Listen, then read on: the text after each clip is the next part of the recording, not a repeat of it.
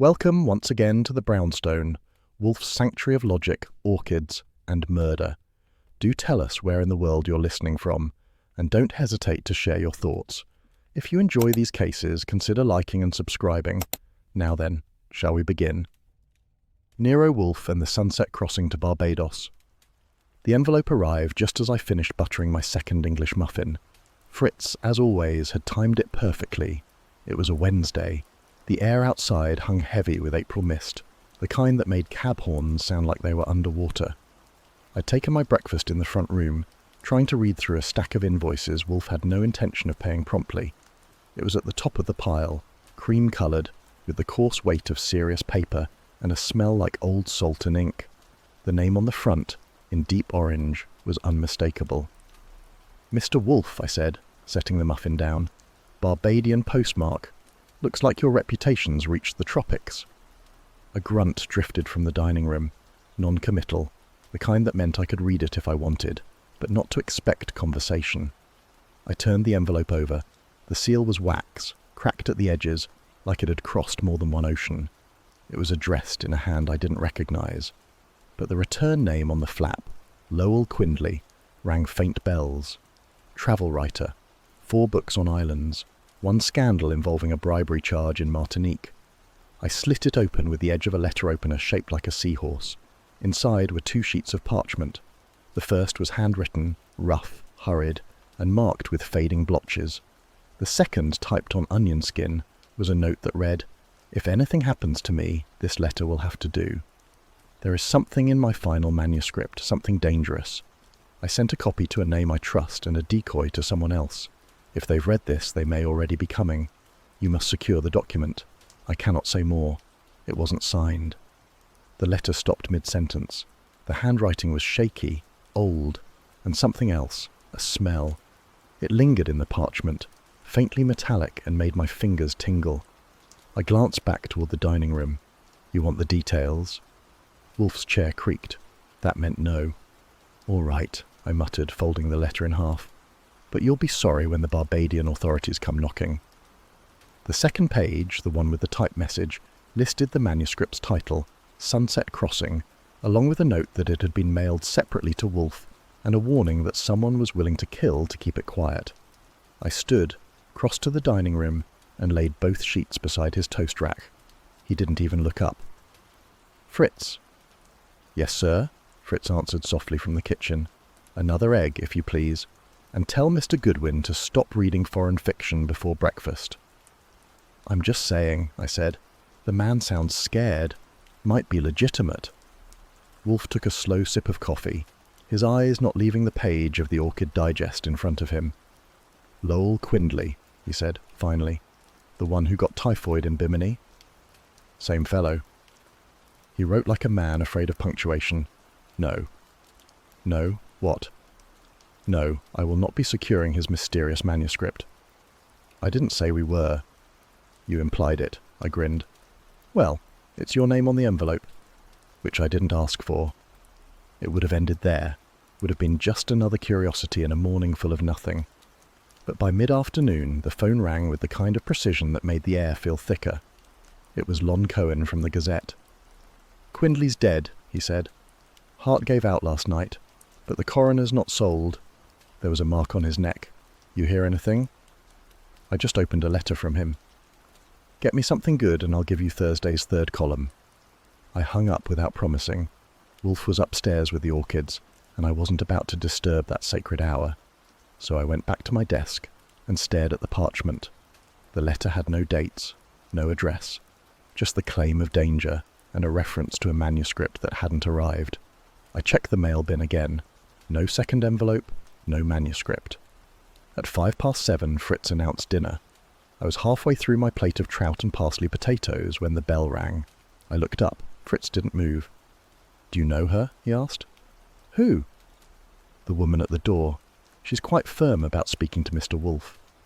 "I'll handle it," I said, rising. She stood on the stoop in a coat too fine for the mist, clutching a leather satchel like it held bones. Her eyes were pale and steady. "Mr. Goodwin?" she asked. I nodded. "I'm Nella Quindley." I stepped aside. "Come in." She paused. "May I?" Mr. Wolfe is very strict. He doesn't entertain visitors without purpose. But if you're family, I'm Lowell's niece, and I think someone killed him. That did it. I led her into the office and gestured toward one of the red chairs. Wolfe was already in his yellow one, arms folded like a judge in mid-thought. "Miss Quindley," I said, "this is Nero Wolfe." She sat, removed her gloves, folded them. "Mr. Wolfe," she said, "I believe someone stole my uncle's final manuscript. He said he was sending it to you. Did it arrive?" "No," Wolfe said, "but he sent a letter." "I read it," I said. She looked at me. "Did it mention the title?" "Sunset Crossing." Her face flinched just slightly. "That's the one," she said. "He was frightened. He told me he'd uncovered something during a voyage in 1947, something he didn't know he was writing until it was too late." "What kind of something?" Wolfe asked. "I don't know. He only said it involved a place that no longer exists, a crossing, and that if anyone learned he'd written about it, they'd come." "Come where?" "To find him, or the manuscript, or me." "Why you?" "I typed it." Wolfe lifted a brow. "So you read it?" "No," she said quickly. "He dictated most of it. But the final chapter, he wrote it alone. He said I wouldn't want to read it." "Did you?" "I tried, but he kept it locked in his drawer. When I checked this morning, the drawer was open." "Police?" "They think it was a natural death, but he told me to come here if anything happened." Wolfe steepled his fingers. "Mr. Wolfe," she said, leaning forward, "did you receive anything else?" "No." "Then it's gone." She looked at me then, not pleading, just tired. "I think whoever took the manuscript also killed my uncle." "And you believe," Wolfe said, "that I should involve myself?" "I don't know," she replied, "but he trusted you." Wolfe leaned back. The chair creaked. "Miss Quindley, your uncle's death may prove to be criminal, but I have no client, I have no fee, and I have no document. I dislike pursuing phantoms." She reached into her bag and withdrew a small leather-bound notebook. "Then this may help." She handed it to me. Inside were shipping manifests, dates and names. Most were crossed out, but one, circled in red ink, read, "Celestine, June 1947, Port of Bridgetown." Wolfe's eyes narrowed. "That was the voyage," she said. "He said everything began on that ship." The silence held. Then Wolfe said, "Archie, tea." That meant he was thinking. She waited, calm but still. "Miss Quindley," he said after the first sip, "you may leave the notebook. Mr. Goodwin will contact you if I decide to proceed." She rose. "I understand." "And the satchel?" "It's mine." She left it anyway. When the door closed behind her, I said, "So, the sun's setting." Wolfe didn't respond. Instead, he opened the notebook again. At the bottom of the page, scrawled in pencil, were 5 words. "The island never had a name." I returned from seeing Nella Quindley to a quiet office and a fresh beer. Wolfe had one foot up on the ottoman, cradling the Quindley notebook in his lap as if it were an orchid in poor condition. The fire had settled to embers. A column of smoke rose from the ashtray beside his chair. "She believes someone killed him," I said. "I heard." "And that the manuscript has been stolen." "I heard that as well." I sat down at my desk and folded my hands. "You planning on taking her seriously?" "No," Wolfe said. "I am planning on finishing this beer." He tilted it back. I let the silence sit. At exactly 8:10, the house bell rang again. Fritz appeared in the office doorway. "Miss Quindley has returned." Wolfe looked up, one brow arching. "Without invitation?" "She says it's urgent." "She may come in," Wolfe muttered. I went to the door myself. She stood in the vestibule, same coat, a slight sheen of rain on the shoulders. Her gloves were now in her pocket, and her eyes were sharper. "Miss Quindley," I said, "I hope your urgency justifies the late hour." "I believe it does." She followed me into the office. Wolfe hadn't moved. She didn't wait to be asked. "My uncle was being watched. I saw the man twice outside our townhouse on East 81st. Once 2 weeks ago, then again yesterday morning. He wore the same coat both times, dark grey wool, wide lapels. He never came to the door." "You are suggesting surveillance?" Wolfe asked. "I'm suggesting he was followed." "By whom?" "I don't know, but my uncle said he feared someone would try to suppress the travelogue, not because of what it said about islands, but because of who it mentioned. Wolfe adjusted the notebook slightly. He was not specific in the letter. He wouldn't be. He was paranoid. He believed the manuscript held a connection to something larger. Larger? Wolfe repeated. Smuggling, political secrets. He hinted at it without ever confirming. He believed the ship he took to Barbados, the Celestine, was carrying something it shouldn't have. You read the manuscript? No, I typed only excerpts, descriptions of the voyage, the passengers, the island, but not the final chapter. I leaned forward. You said something about your cousin. Yes, Roger Quindley, my uncle's nephew by marriage. Yours as well. Barely. Go on. Roger never liked Lowell. They hadn't spoken in a year, but 2 nights ago he showed up at the house asking questions. What kind of questions? I asked. About his health, about what he'd been writing, about whether he'd seen anyone from the voyage lately. When I asked what prompted the interest, he said he was working on a book of his own. Wolfe exhaled. You suspect he was looking for the manuscript? I think he wanted to know whether Lowell had named names. And had he? I don't know. Wolfe turned to me. Archie, the envelope from yesterday. I nodded and crossed to the credenza where I'd stored the parchment and the typed page. The envelope was where I'd left it, wedged beneath the filing tray. I opened the flap, reached inside, and stopped. Wolfe noticed at once. Well? It's empty. Miss Quindley stood. I turned the envelope upside down. No resistance, no folds, just a strip of wax and a scent of foreign starch. Wolfe frowned. It was not empty yesterday. Hardly. It held the letter and the typescript, both gone. He nodded once. Fritz. Fritz appeared within seconds. Was the envelope moved? Wolfe asked. No, sir. It remained in the tray until Mr. Goodwin placed it on your breakfast table. And after that? I returned it to the office. I said, I put it on my desk after lunch. It stayed there until after dinner. Miss Quindley sat down again, slower this time. So, someone came into the house? No, Wolfe said flatly. She hesitated. Then how? No one enters this house uninvited. No one touches Mr. Goodwin's desk. I crossed to the waste bin. Nothing but crumpled notes and an empty matchbox. I checked the ashtray, the bookcase behind Wolfe's chair, even beneath the blotter. Wolfe's voice was colder than usual. Do you suspect me of carelessness? Never, I said. But something's missing. Quite, Miss Quindley asked. Could someone have taken it during my visit? I shook my head. You never left the chair. Wolfe didn't budge. I saw you out. She rubbed one glove between her fingers. Then it's gone. Wolfe said nothing. Do you still refuse to help me? He didn't answer. She leaned forward. I don't know what's in that manuscript, but if Lowell mailed it to you, it was for a reason. If someone took it from under your nose, then the danger wasn't imagined. I watched Wolfe closely. His nostrils flared once. He tapped a finger on the notebook. What does your cousin do? He asked. He works for a shipping consortium. Office on West 45th. Name? Quindley Maritime Holdings. Has he travelled to the Caribbean? I believe so. Recently? She hesitated. I don't know. Wolfe turned to me. Archie? Yes? Visit the office tomorrow morning. Understood. He reached for his beer. It was still half full. Miss Quindley, he said. You may leave the satchel. Again. She gave a faint smile. Thank you, Mr. Wolfe. He raised the glass. I haven't accepted the case. No, she said, but you've stopped refusing it. She stood. I walked her to the vestibule. Rain still tapped gently on the eaves. She paused at the door. I didn't know Lowell well, she said softly.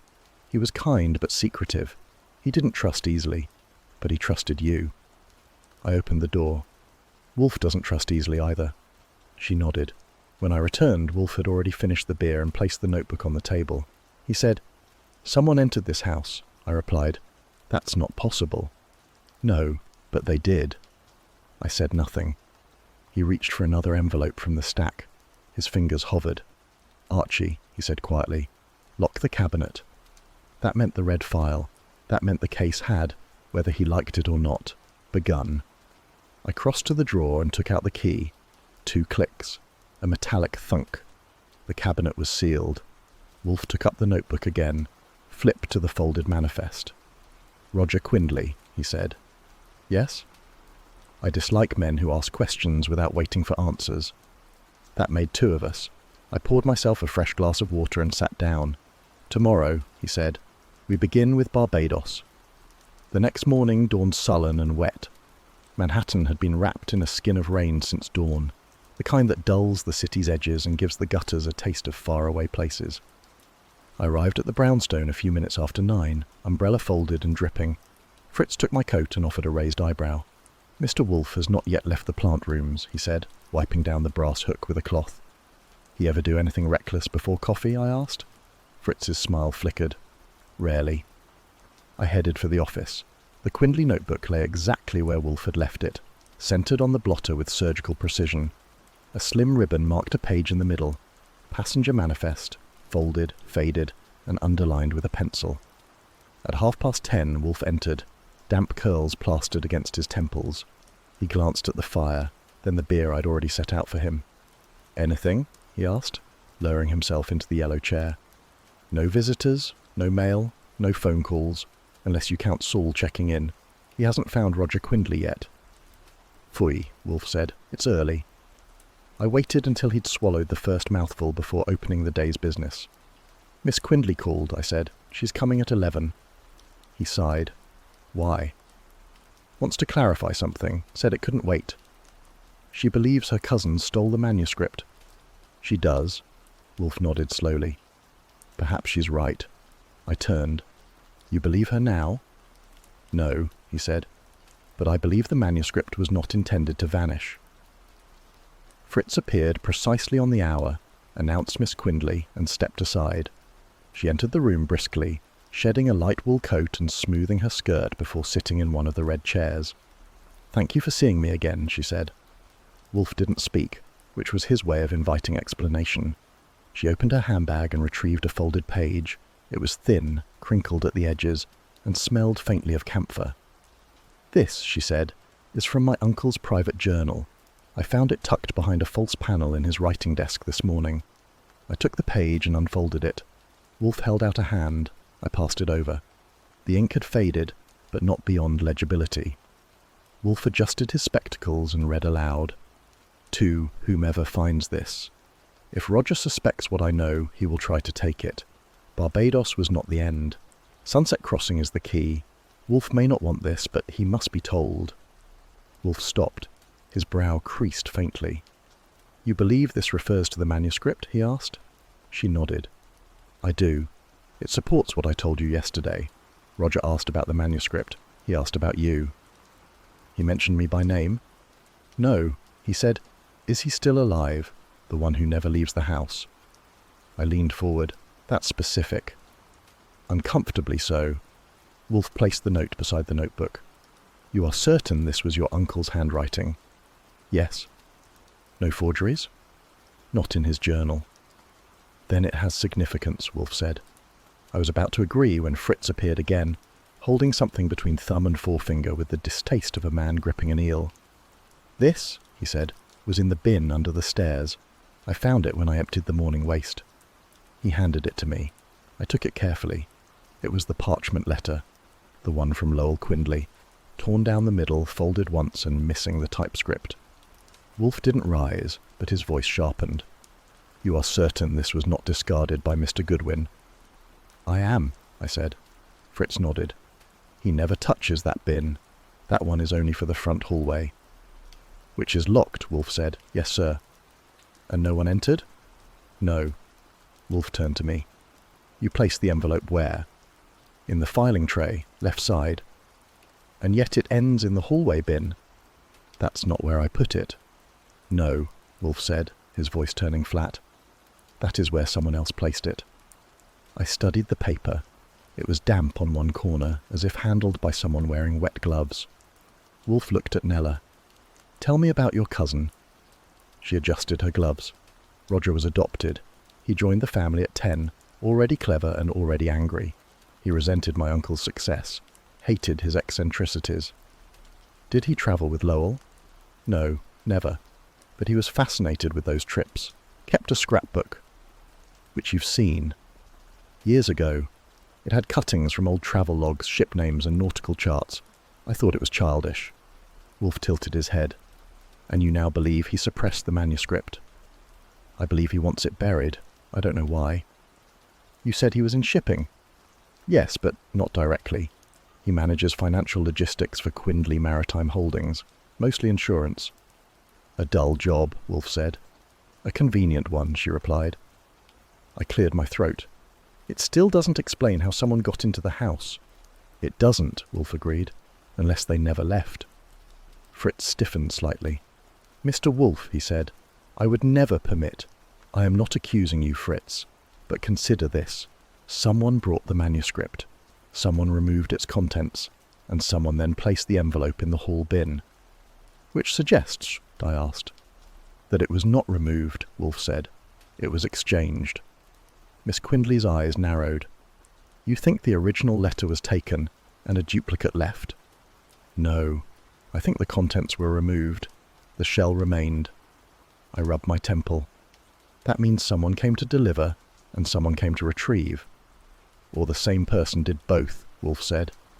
Nella's hands clenched. You said your house was secure. It is, Wolfe said. That is what troubles me. There was a long pause. Then Wolfe said, Fritz, search the entire first floor. Look for footprints, dampness, anything misplaced. Fritz bowed and left. I said, You think someone came in under our noses? No, Wolfe said. I think someone was already here. That hung in the air like cigar smoke. Nella stood. If Roger took it, Wolfe said, we lack certainty, but we possess suspicion. That is a beginning. I nodded. Do you want Saul to trail him? Not yet. Begin with the firm. Visit his office. Nella hesitated. What should I do? Wolfe considered her. Go home. Lock your doors. Speak to no one. If someone approaches you, call Mr. Goodwin immediately. She picked up her coat. Do you believe I'm in danger? Wolfe didn't answer, but I did. You may be. She nodded once and left the room without another word. I watched her go. Wolfe opened the notebook again. He studied the manifest, then flipped to the back page. You recall the phrase she mentioned? Sunset Crossing? No, the one from the letter. I thought for a moment. Barbados was not the end. Correct, Wolfe said. A ridiculous phrase. Maybe, but now it's two sources. Yes, he said, and perhaps two lies. Fritz returned. Nothing disturbed, no signs of entry. Thank you. He paused. Should I prepare lunch? Wolfe hesitated, then nodded. Yes, something with broth. Fritz left again. I sat back in the chair. We still don't know how it got here. We don't. Or who took it. No. Or what was in it. No. Then we're in fine shape. Wolfe reached for his beer. We are, Mr. Goodwin, for now. The Quindley house stood on the north side of East 89th, a brownstone just narrow enough to be tasteful, and just old enough to make Dust a permanent resident. The ironwork railing was freshly painted, but the cracks in the front step told the truth. It was a house where things had been kept, not changed. I rang the bell once. No answer. Twice. Then a shadow stirred behind the beveled glass, and Nella Quindley opened the door herself. Her coat was off, sleeves rolled, a light sheen on her temples that didn't suit the weather. I'm glad you came, she said. I didn't bring Wolfe, I said. He refuses to travel. I didn't expect him to. She led me through a long hallway lined with tall windows and furniture that hadn't been moved in a decade. The floor creaked like it had things to say. The light was soft, filtered through gauzy curtains. We passed a narrow staircase, then turned left into the study. This was his room, she said. He wrote everything in here. Lowell Quindley's study smelled like cedar and faint ink. One window was cracked open. Dust lay undisturbed on the sill. The furniture was dark wood, old-fashioned and overly dignified. A globe sat in the corner, one half of it fixed permanently in the Caribbean. I didn't touch much, she said. But the desk, something felt off. I nodded and moved to it. The surface was clean except for a blotter, a pen holder, and an envelope addressed to someone else entirely. Insurance paperwork, unopened. I opened the top drawer, empty. The second held notebooks. Most were half filled with crabbed handwriting, doodles of coastlines and nautical terms like lee shore and gunwale. I checked each for anything marked Sunset Crossing. Nothing. The third drawer refused to open. Locked? I asked. She nodded. Always was. Where's the key? No idea. I knelt and examined the lock. Brass, scuffed but old. The wood surrounding it was lighter on the left edge, scratched recently. There were 3 faint gouges above the keyhole. This has been forced. She stepped closer. Recently? Recently enough. A week, maybe less. I straightened and looked at the bookshelf behind the desk. A gap between volumes on the second shelf held a plain manila folder, slightly bowed. I took it out carefully. There, in black ink and capital letters, was the title, Sunset Crossing. I opened it. Empty. I flipped it. Still empty. No marks, no residue, no clips. But the inside flap had an impression, a faint outline of paper torn from staples. The top corner was bent, as if someone had removed the contents with speed, not delicacy. Did you know this was here? She shook her head. No, but that's his handwriting. It is? Yes. The folder had been untouched long enough to leave a faint rectangle in the dust behind it. Whoever took the manuscript, if there ever was one, had done so carefully, except for the folder. This was the container, I said, but not the content. I opened the blotter.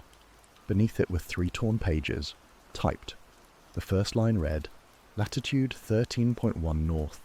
Approach from the east under cloud cover. I read on. It described a small island, uncharted, half covered by volcanic rock and ringed by a reef. No name, no coordinates beyond the single line. Then, abruptly, the page ended.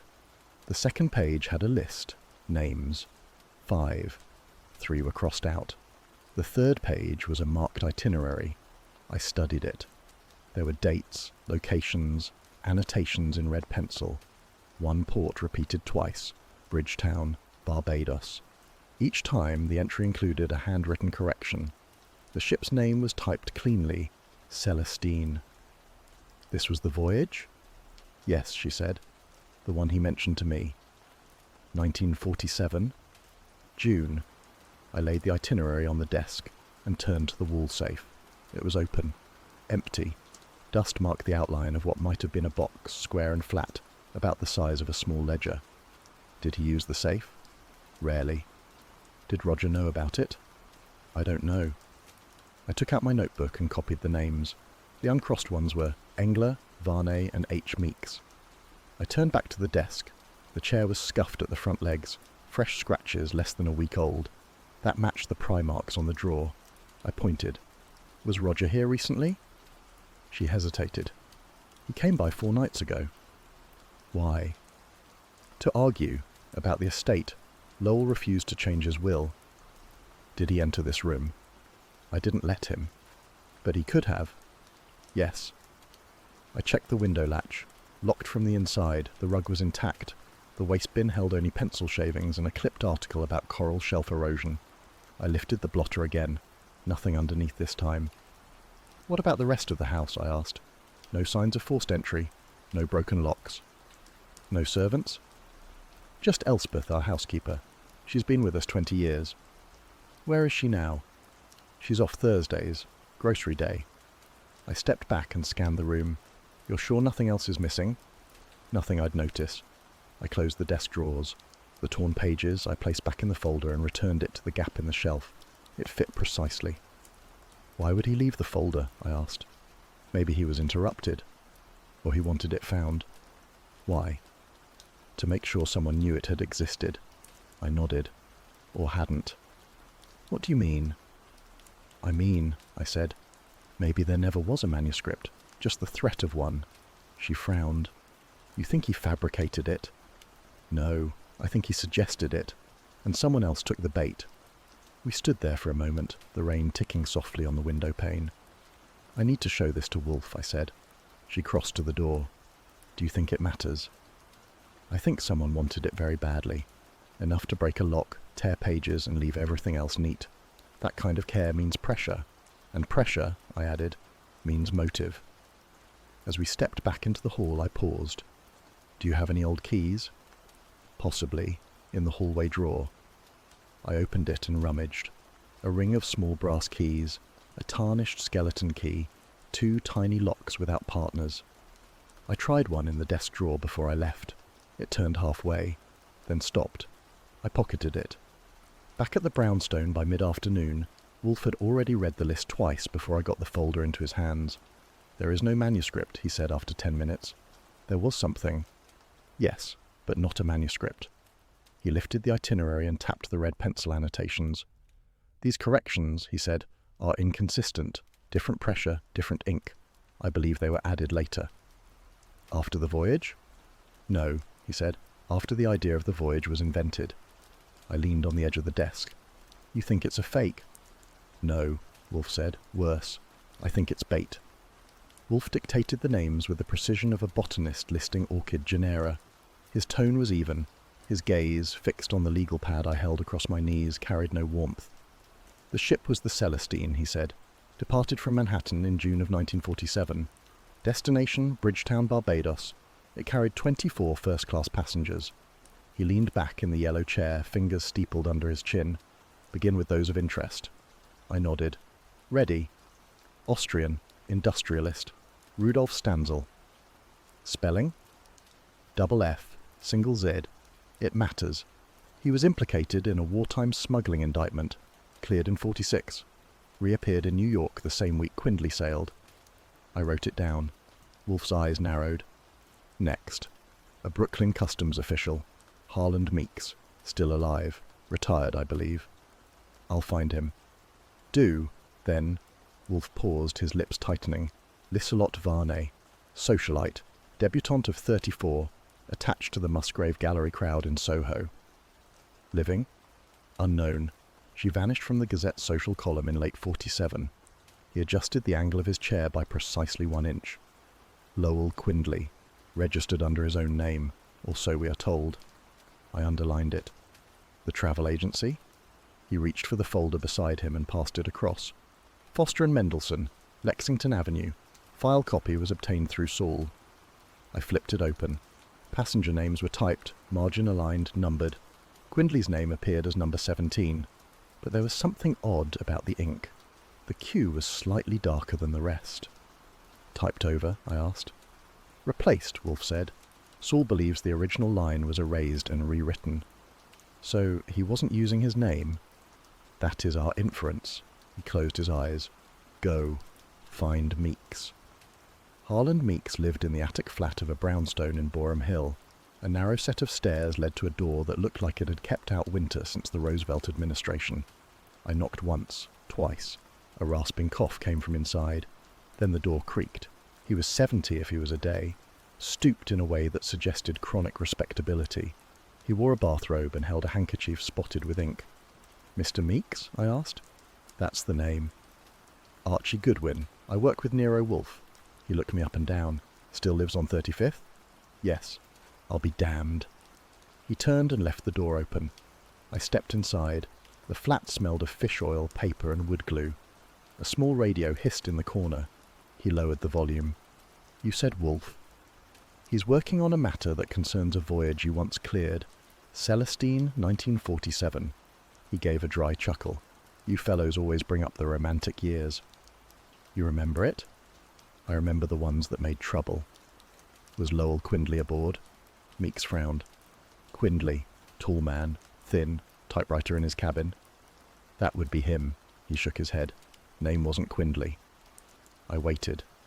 It was T. Langford, Thomas Langford. I took out the Foster and Mendelssohn list. He squinted. That's not what I saw, unless they corrected it after the voyage. Possible? Meeks shrugged. If someone pressured the office. Back then we didn't double-check everything. Why would he use an alias? Didn't want to be noticed. He bring anything unusual aboard? Trunk, too heavy for one man, marked with an export seal from Marseille. What happened to it? No idea. I filed the manifest. After that, not my concern. Did he interact with other passengers? Meeks closed his eyes. Sat with a woman once, European, gloves even in the heat. Name? Don't know, but she had that pale look, like someone who never blinked. Varney. He snapped his fingers. That's it. Anyone else? Meeks hesitated. There was the Austrian. Rudolf Stanzel. Yes, quiet man. Didn't speak unless he had to. Did the three of them know each other? They never said, but they played cards once. I remember because she accused one of cheating. Which one? Langford. You sure? Meeks pointed to the side of his nose. I'm not good at forgetting. Back at the brownstone, Wolfe listened to my report with the air of a man drinking a broth he hadn't ordered. Langford, he muttered. That is a name we did not expect. He used it intentionally. Indeed. I placed Meeks's handwritten confirmation on the desk. Wolfe read it. The manifest was altered. Post-voyage? Yes, likely after the manuscript vanished. Meaning? Someone wanted the record to say Quindley, but not until after the voyage ended. Why? To anchor him to the story, to claim authorship. I sat. But if he wasn't Quindley on paper, he was never the author. Wolfe shook his head. He was the author, but he didn't want it known. Until he did. Precisely. He reached for the list. Stanzel, Meeks, Varney, Langford. He tapped each name in turn. 4 guests, 1 voyage, 1 manuscript, and 1 lie. The day began with rain and ended with ink. Manhattan was slick and colourless by the time Saul Panzer stepped through the door with his collar wet and his left hand closed tightly around a narrow cylindrical tube wrapped in butcher paper. Fritz didn't ask questions. He knew Saul's visits were not social. Wolfe, having just completed the noon ritual with his orchids, was settling into the yellow chair when I announced Saul's arrival. He looked up once, then waved a hand. Permission granted. Saul entered without commentary. He placed the tube on Wolfe's desk, unwound the twine, and laid the contents flat with the care of a man handling tissue from a burial vault. I pulled this, he said, from Roger Quindley's safe deposit box. Wolfe blinked once. Legal means? Strictly, Saul said, with permission from the estate's temporary executor, Miss Nella Quindley. The parchment was a nautical chart. Age had browned the corners, the folds had worn thin, the centre was marked with faint salt smears, but the ink was still legible. I stepped closer. A small island near the southeast of a blank archipelago had been circled in red. Not a printed island, but one drawn by hand. Its shape was irregular, jagged coast, rocky interior, and beside it, written in black ink, Sunset Crossing, page 213. Wolfe didn't touch it. He examined it from across the desk as if proximity might cause damage. Then he said, Quindley's map?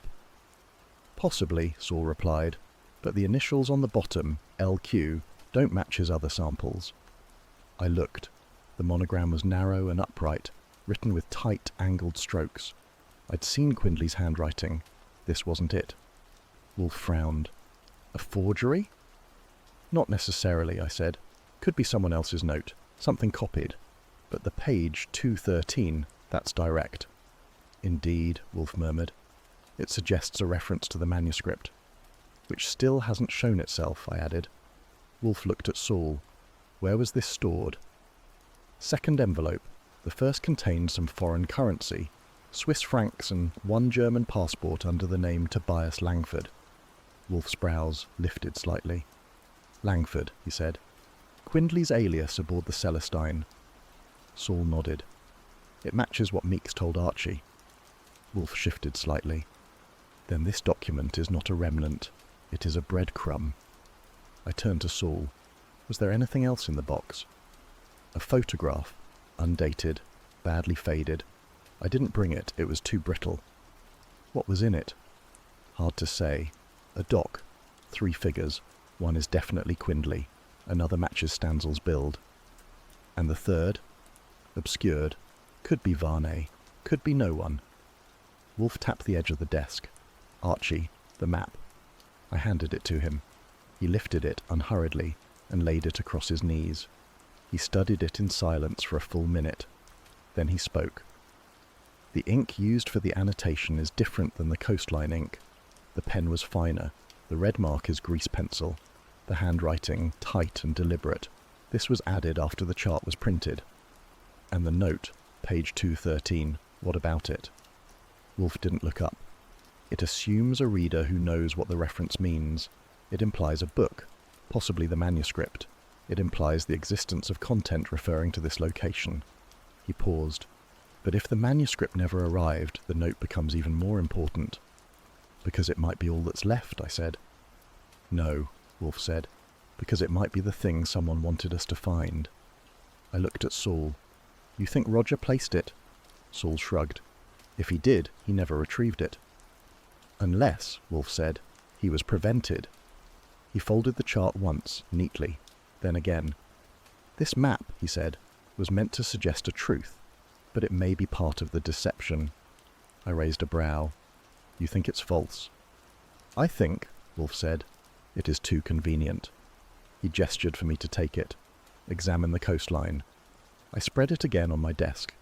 The island was shaped like a teardrop. The southern tip jutted outward into a reef. Wolfe continued. Compare that to the torn page from Quindley's notes, the one with the navigation line, latitude 13.1 north. I reached into the red folder and extracted the page. It had survived the scuffle at the Quindley house and still bore the crease from my pocket. I read aloud. Approach from the east under cloud cover. Avoid northern cliff. Use channel south of reef. I looked back at the map. The channel was there, a thin crescent between the reef and the southern edge. Matches, I said. Wolfe closed his eyes. Too precisely. You think it's staged. I think it's planted. I folded the map again. What about the initials? Wolfe opened a drawer and withdrew a sample of Quindley's signature, taken from the Foster and Mendelssohn travel form. He held both up to the lamp. No match. Could Roger have signed for him? No, the styles are incompatible. Quindley's hand loops to the right. This signature angles to the left. Forgery? Possibly. Or someone else entirely. Then what does that mean for the page number? Wolfe looked at me over his glasses. It means someone wanted us to think the manuscript existed, and that it contained instructions, and that those instructions led here. He tapped the red circle. Which leads me to wonder, who benefits from that belief? Saul stood.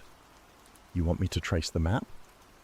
Find the publisher, Wolfe said, and see if any copies were sold in Manhattan before 1947, preferably with blank margins.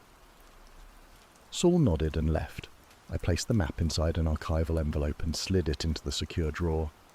Wolfe said nothing for a while. Then, without warning, he asked, Do you know what I find tiresome, Archie?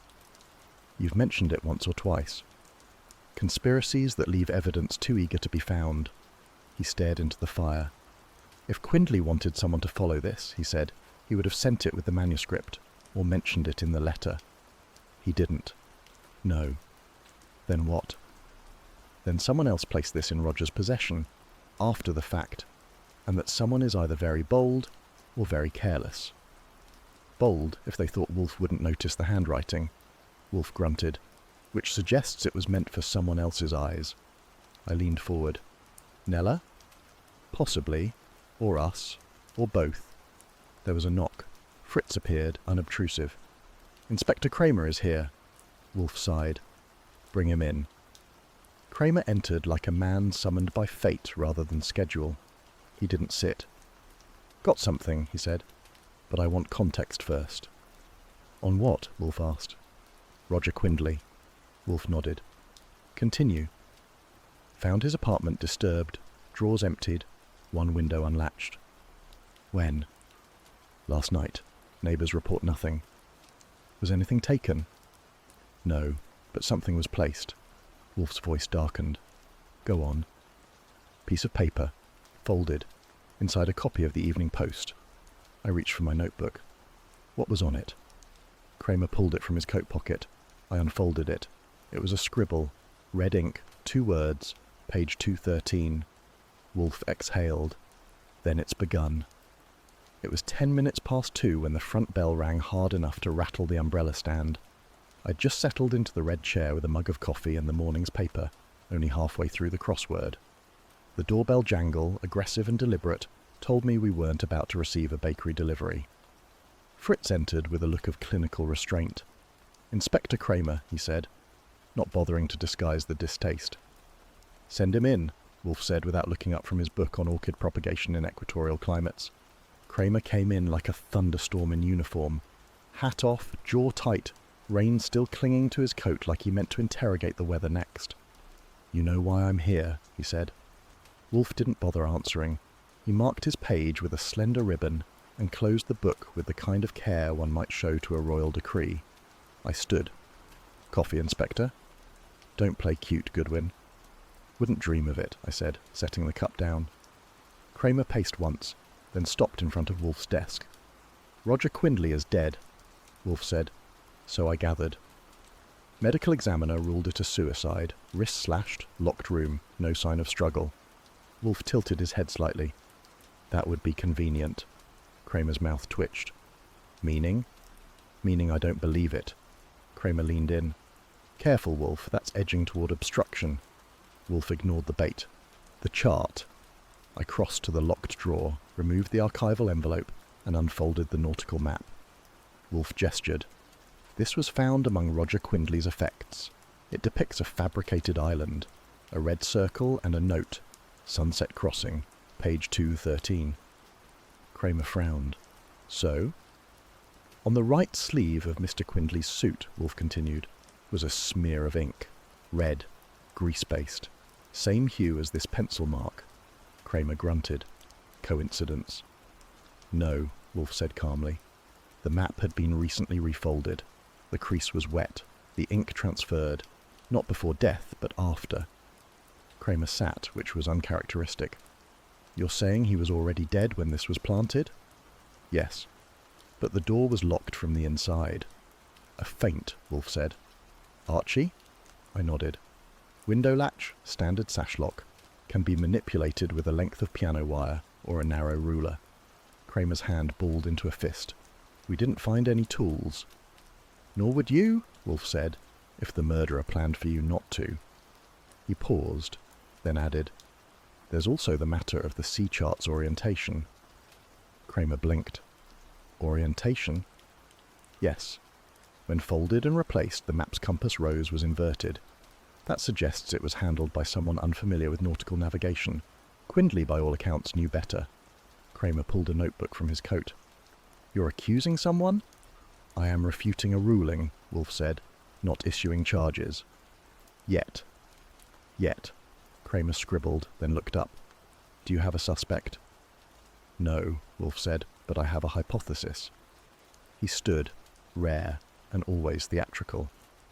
"Someone wanted us to believe Roger Quindley took his own life. Someone familiar enough with his affairs to access the apartment, familiar enough to forge a scene, but careless enough to leave errors." Kramer tapped the notebook. "You think this ties back to the voyage?" "Yes." Kramer rose. "Then spell it out." Wolfe returned to his chair, sat heavily, and reached for his beer. He sipped once, then spoke with that infuriating clarity of tone that suggested he'd been waiting for the moment. "Roger Quindley was part of something in 1947, something involving the Celestine, the island, and a false identity. He may have discovered something recently, or was being pursued for something he knew. Either way, his death was intended to bury whatever remained of the Sunset Crossing affair." Kramer's voice lowered. "And the chart?" Wolfe looked at the fire. "A prop." "For whom?" "For us. Or for someone watching us." There was a silence. Kramer exhaled. "I don't like this." "No," Wolfe said. "Neither do I." "You have any physical evidence?" "Only the ink and inconsistencies." "Nothing admissible?" "Not yet." Kramer pocketed his notebook. "If you find something solid, you come to me." "I always do." Kramer stepped toward the door. "If I find anything first, you'll issue warrants."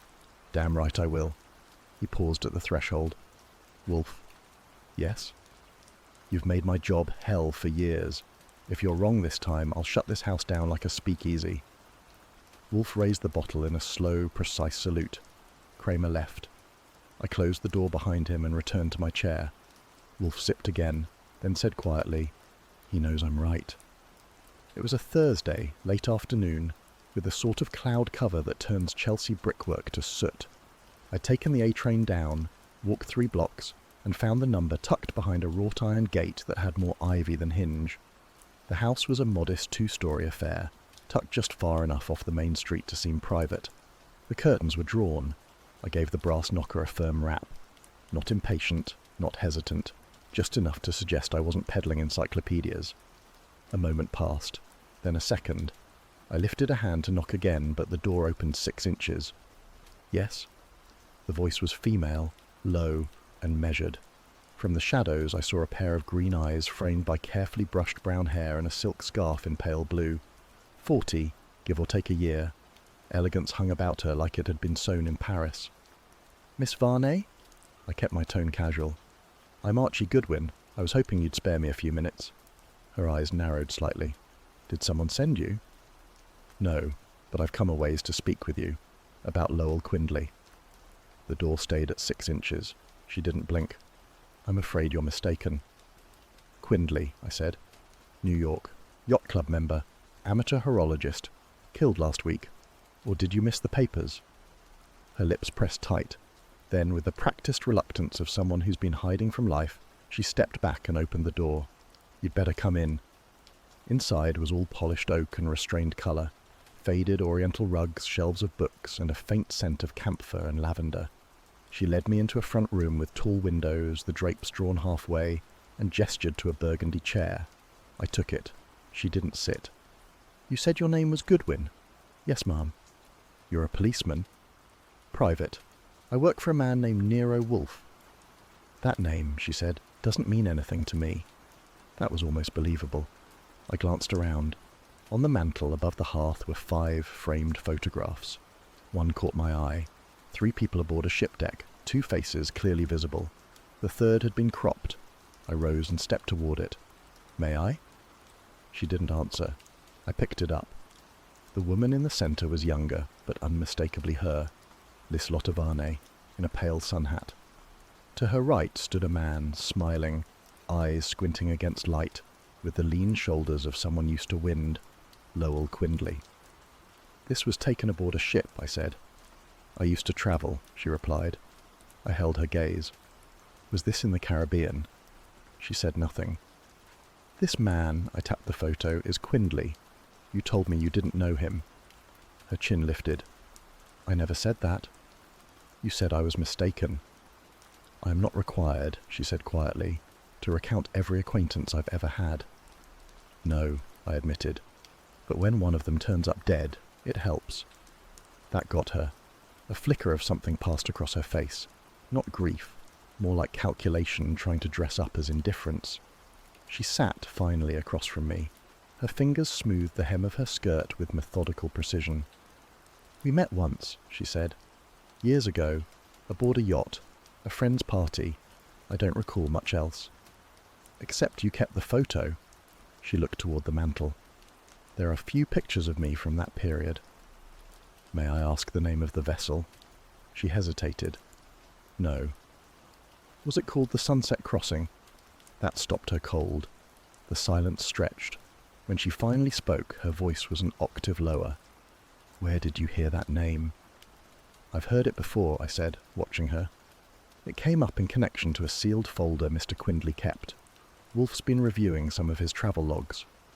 Her face, composed until now, betrayed the first genuine tremor. It wasn't overt, just the way her hand curled briefly on the armrest.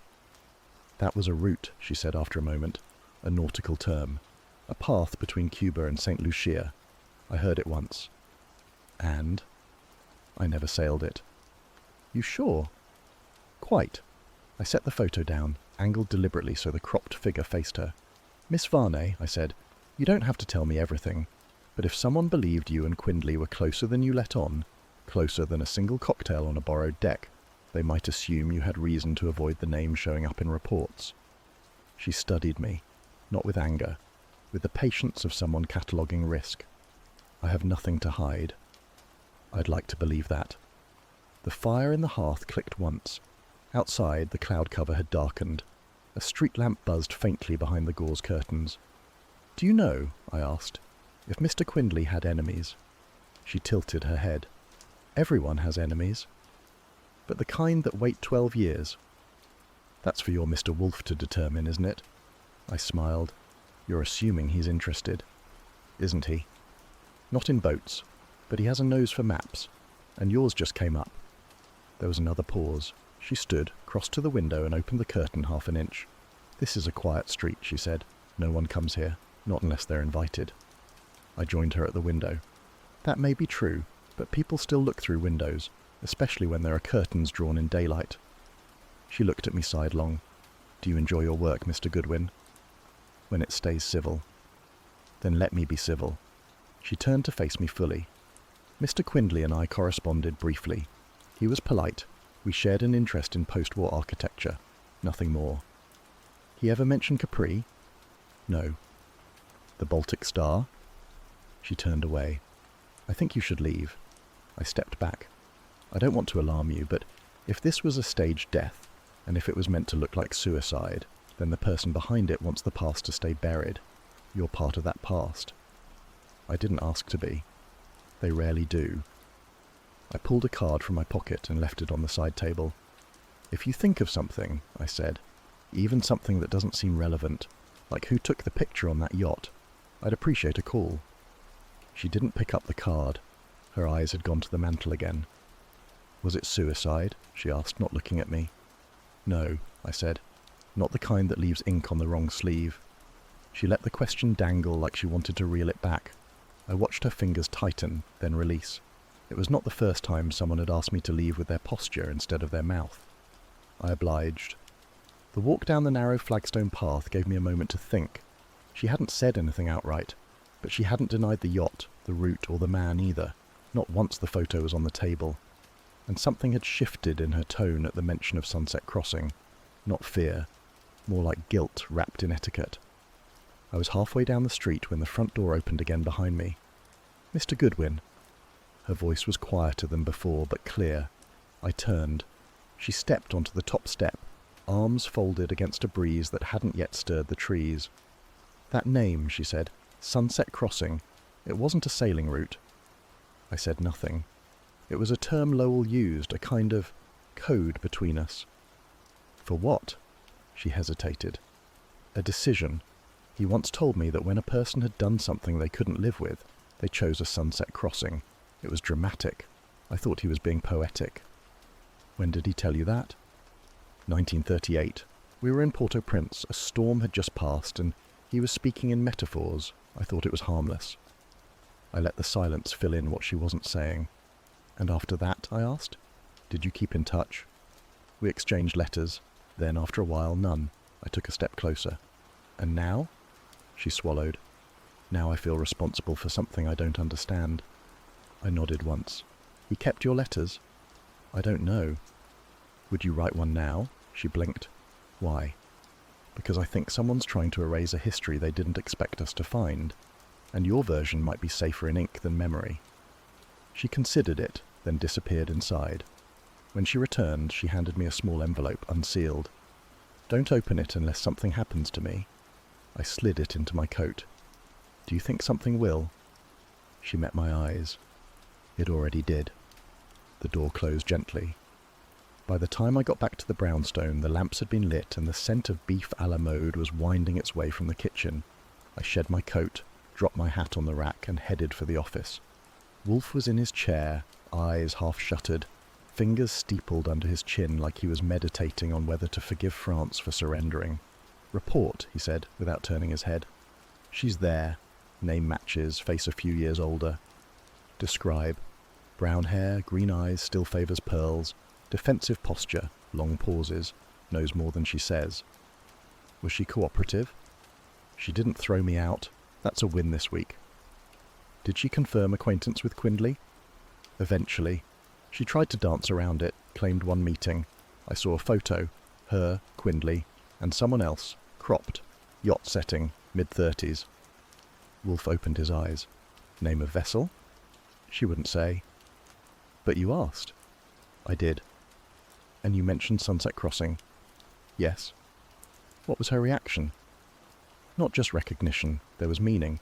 Later she came outside and admitted it was code between them, something to do with irreparable guilt. Wolfe exhaled slowly. Not metaphor, Mr. Goodwin. Projection. She gave me a letter. Wolfe raised an eyebrow. I handed him the envelope. said not to open it unless something happened to her. Wolfe examined it, then placed it in the top drawer of his desk, alongside a sealed folder marked Rule. "I've been reading the weather reports," he said. "Have they turned to prophecy?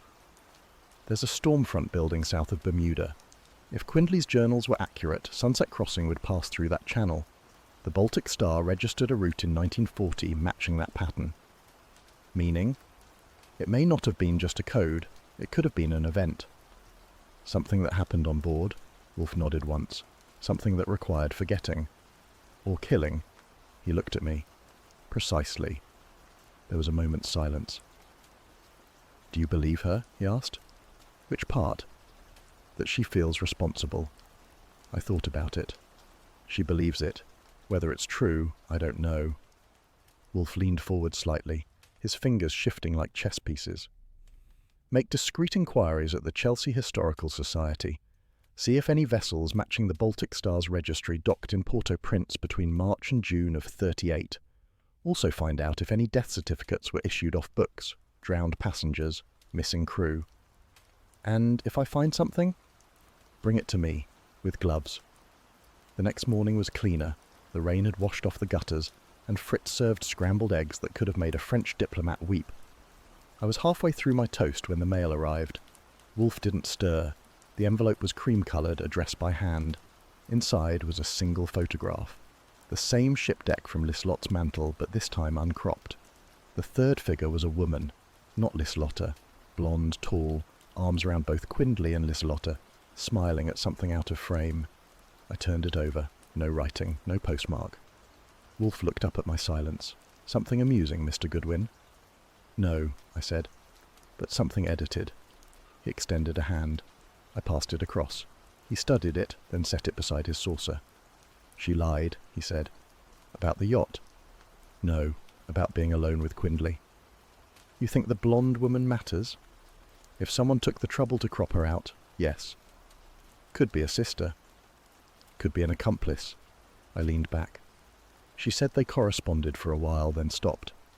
"Was that before or after the Baltic Star vanished from registry?" "Before." He sipped his beer. "Then we have a witness with motive, and a missing identity." "Shall I press her again?" "No," Wolfe said. "We wait." "For what?" He looked out the window. "For the tide to change." That afternoon, Liselotte called. Fritz handed me the phone, expression unreadable. "This is Goodwin." "Mr. Goodwin, I think I may have been followed this morning." "Where?" "To the market." "Anyone you recognized?" "No, but he didn't look like someone buying produce."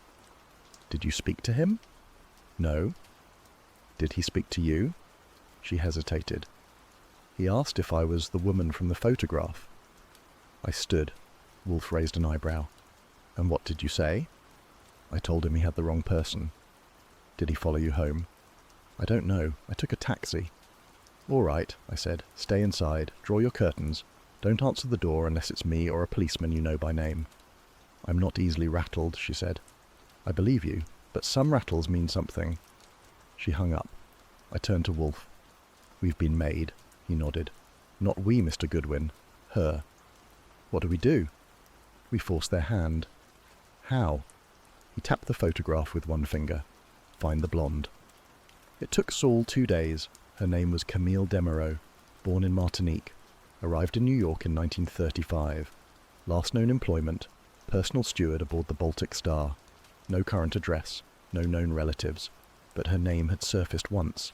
In a shipping ledger from Nassau dated June 1938, she was marked as missing at sea. Missing, not dead. I relayed this to Wolfe over chicken a la king. He chewed slowly, wiped his mouth and said, "We are approaching the end game." "And our queen?" "She's already on the board."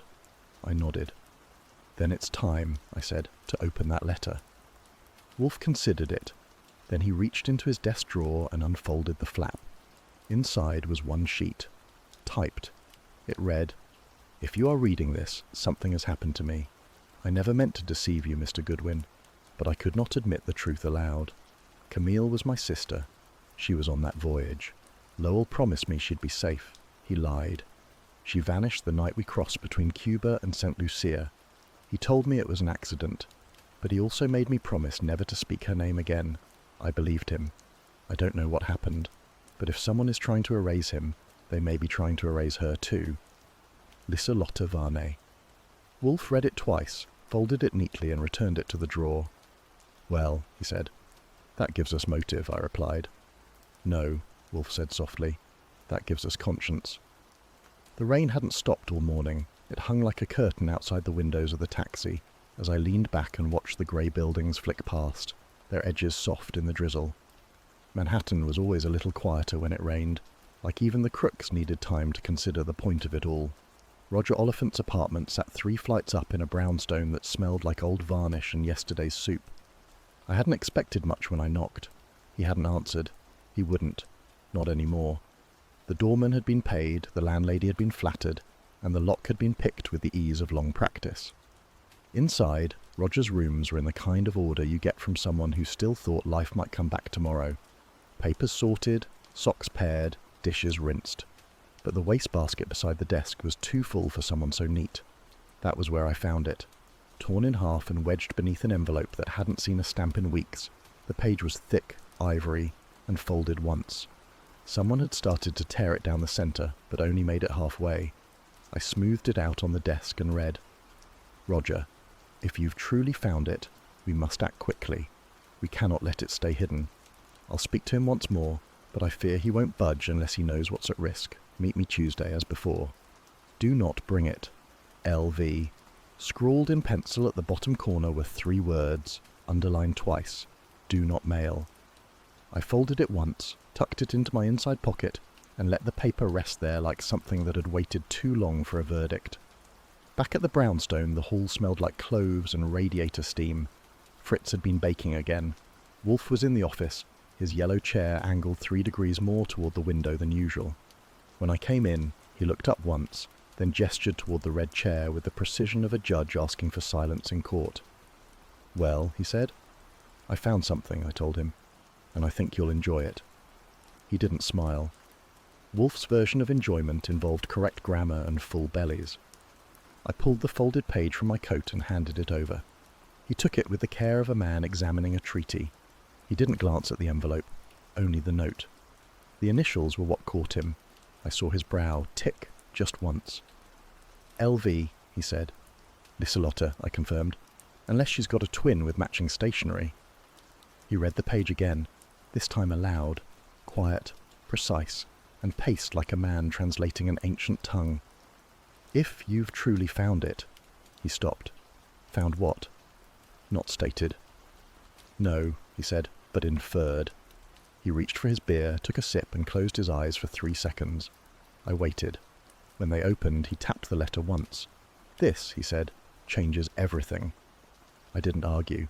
He seldom wasted a phrase like that unless it earned its supper. She and Roger were working together, I said. Yes, Wolfe murmured, but not alone.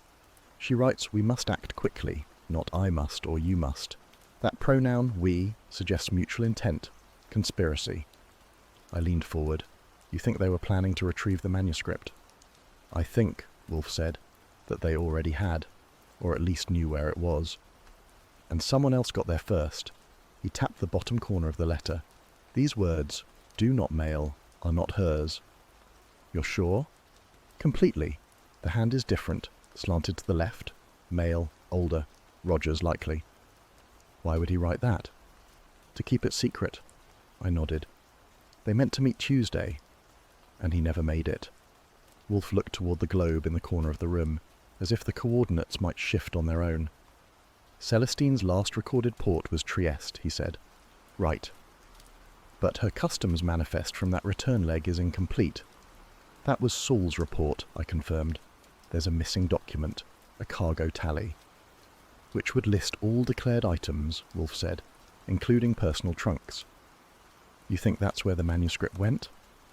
I think, he said, it was placed aboard under false classification, perhaps as a personal belonging, or diplomatic cargo. By who? He looked at me. By someone who wanted it off the record. Customs would have flagged that, unless the report was altered later. I exhaled. So now we're looking for a missing document that may not exist. tied to a conspiracy between a dead man and a woman who's lied to us. Wolfe's tone sharpened. She didn't lie. She withheld. There's a difference. He gave me a glance that answered the question. I stood, pacing once to the bookcase and back. All right, I said. Let's say Lieselotte and Roger were in on it. They locate the manuscript. They plan to get it back. Then Roger ends up dead. That suggests someone else got wind of it. Or was already watching. I stopped. You think they were followed? I think, Wolfe said, they underestimated the value of what they were chasing. And whoever wanted it was willing to kill for it. The silence after that was heavy.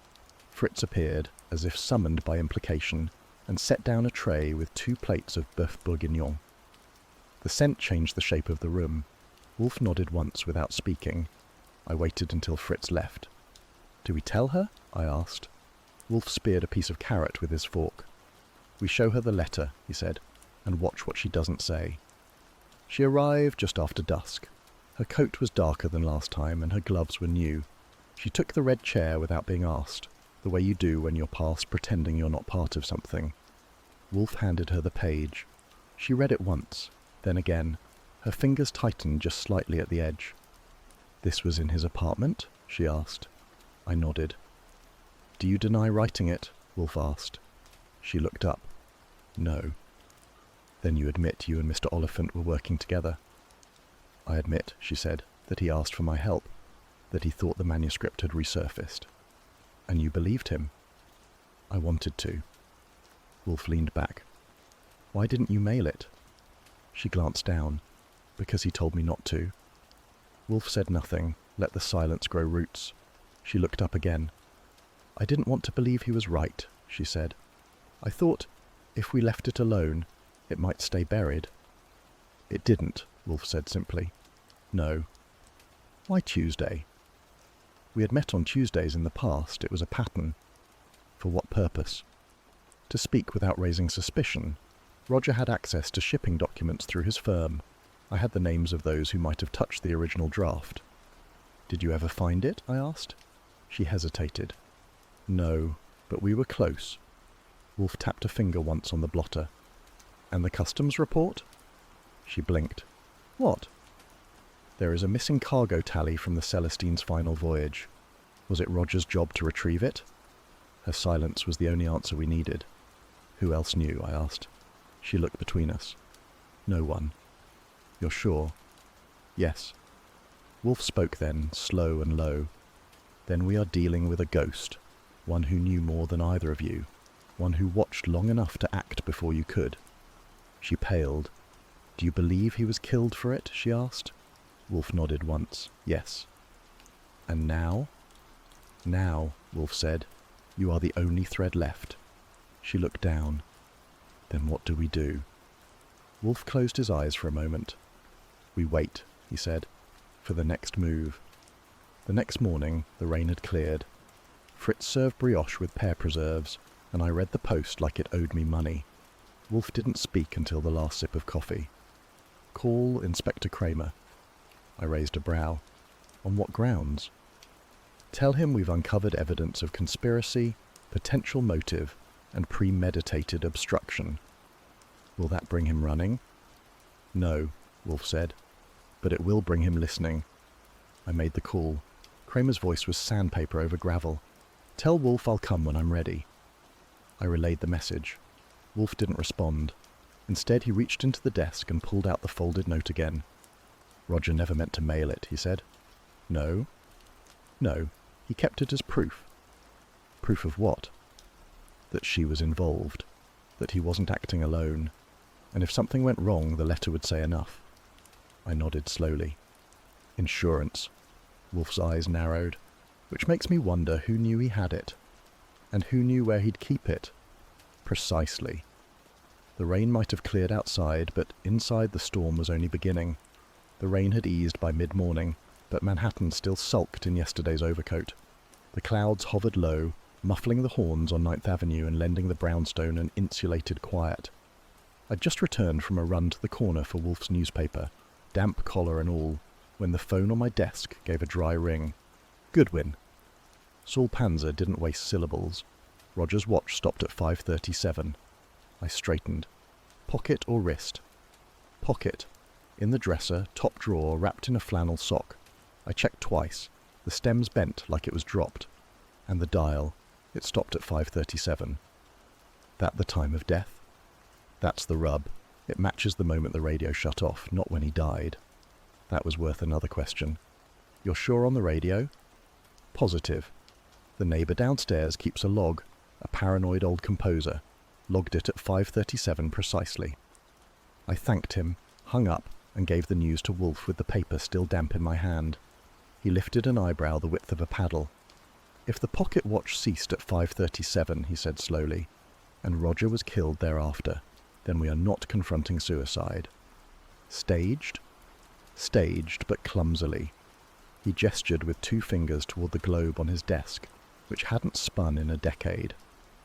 Saul, he said, is in Roger's apartment. Still.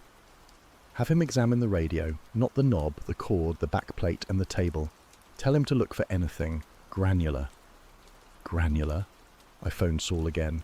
He listened, said, on it, and clicked off. Wolfe resumed his paper. An hour later, Saul was in the red chair. He set the evidence down delicately. Residue, he said, on the power plug. Looked like sugar at first, it isn't. I picked up the envelope. It had a dusting of coarse white powder. Sea salt, Wolfe said without sniffing, from handling ropes, railings, or perhaps damp wood aboard ship. So the killer tampered with the radio to stage the timeline. I leaned back, my mind catching up with the clock. But why stop the radio at 5:37? Because it implies the moment of death, and the watch corroborates it. But he was killed later? Precisely. Fritz? Fritz appeared, towel over shoulder. When you spoke to the coroner's assistant yesterday, 11:1, Fritz said, that was the estimated window. Wolfe nodded. Which renders 5:37 useless. Not useless. Instructive. I poured a glass of beer and handed it to him. I dare say, Wolfe said, we are finally beginning to hear Roger's story, not in his words, but in the lies left behind. He took a long drink.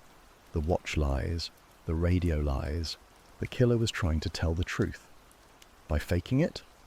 Yes, because the truth was impossible to state outright. He tapped a finger against his glass.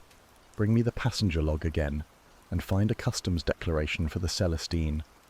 I hesitated. It was missing. Then let us locate the hands that made it disappear. He leaned back. And Archie? Yes? Tell Inspector Kramer. He will be along shortly. The yellow chair creaked. This time, he may even bring a warrant. I was already regretting the train coffee when I stepped into the sea captain's arms, a squat waterfront bar in Red Hook that hadn't changed much since Prohibition gave it something to do. The air smelled of brine and wood rot. Most of the patrons looked preserved in the same. My contact was slumped at the corner table. Retired Captain Elmer Brost. His sweater was salt-worn and speckled with ancient tobacco burns. The cap on his head had once been navy. I introduced myself. He grunted and waved for me to sit. The bartender brought him something brown without asking. He didn't offer me one. I read your note. His voice was like dragging a mooring line across cement. Said you had a chart with a red blot that don't belong. I opened my coat, removed the folded map, and smoothed it across the table. He adjusted his bifocals and leaned in. There. I tapped the southeast quadrant. That one. Island circled. Quindley called it relevant. Brost gave it one squint, then 2. His hand, spotted and weathered, traced the edge of the mark. There's no land here, he said. Not now. Not then. You're sure? I've sailed those waters since I was 19. That patch is empty. Shoals, maybe. A fog bank some nights. But nothing with trees and sand. I watched him for the twitch. The flicker of something remembered. I got none. He looked bored. Mind if I ask around? He gave a one-shoulder shrug. Ask what you like. Map's a lie. Back in the cab uptown, I reviewed the rest of the chart. The ink at the edges had browned from age, but that red circle was newer. Too clean. I'd seen similar tricks in counterfeit ticketing.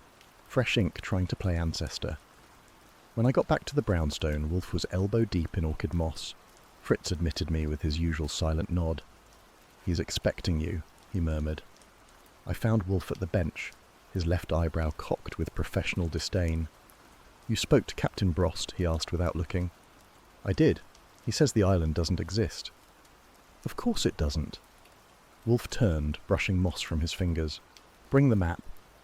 I laid it across his desk. He took a jeweler's loupe from the drawer and peered at the markings. "Observe the ink," he said.